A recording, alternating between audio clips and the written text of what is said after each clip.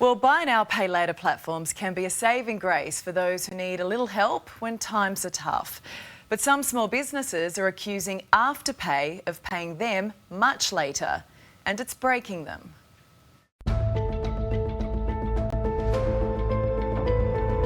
Afterpay is holding a lot of money from a lot of people, and it's for a long amount of time. If I hadn't known that this would happen, I probably would have never put Afterpay on the business's website. It's like if we could just break it up into pieces. Exactly. Sorry, that's just a really good metaphor for what afterpaying's like. It's the instant line of credit, giving customers the goods up front as they pay it off in 4 instalments. The modern-day lay-by, praised by cash-strapped shoppers. But now some businesses are crying poor. I can't pay my suppliers in 90 days. I wanted to open a retail location, but there's no landlord that I can say, hey, I'll pay you 40% now and the rest 90 days later. Giat Sachdeva runs Soul AU, an online sneaker and apparel business from the garage of his parents' home at Kellyville in Sydney's northwest. Back in May, I signed up for Afterpay because Afterpay, it's a good share of the market and it allows customers to be flexible with their payments, and I wanted to offer that option. But just days after Giat set up Afterpay for his business, he was told it would be holding his profits in reserve. We got hit with a rolling reserve where they told us that 60% of every sale we make won't be paid out until 90 days after that sale was made. How much is Afterpay withholding from your sales right now? $85,000. That's pretty crippling for your business.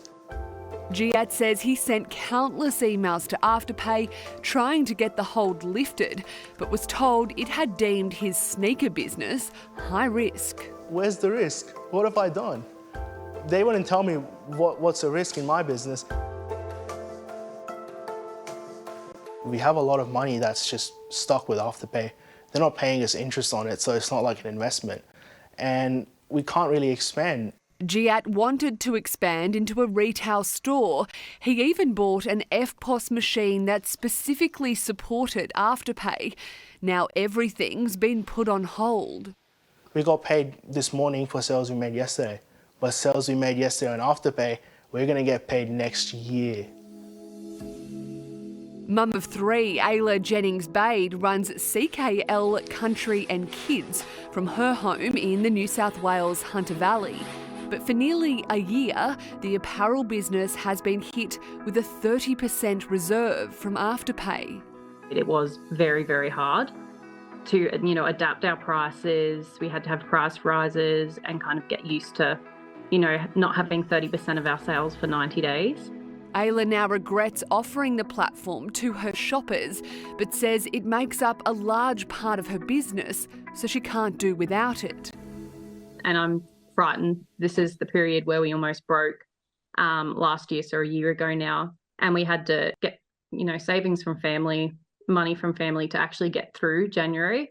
It would put a small business under incredible financial stress if nearly 60% of your funds just simply aren't delivered into your bank. Retail expert Gary Mortimer says as Afterpay is footing the bill up front on behalf of the shoppers, it makes sense it would move to protect itself. It's not unreasonable to think that a company that essentially provides credit will take the necessary steps to mitigate the risk of defaults or poor payments. But Gary says businesses need to make sure to read all the terms and conditions. Yeah, listen, before signing up to a program, read the fine print, be aware of your obligations in the contract, and don't think it is simply free money. Giat has a second business which imports and exports drinks, which doesn't have a reserve on Afterpay. He just wants the same for his sneaker business. The consumer pays them back within 6 to 8 weeks, but they don't pay us for 3 months.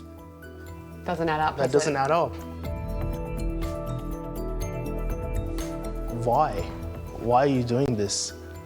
I want to work with you, but why aren't you guys helping me out here?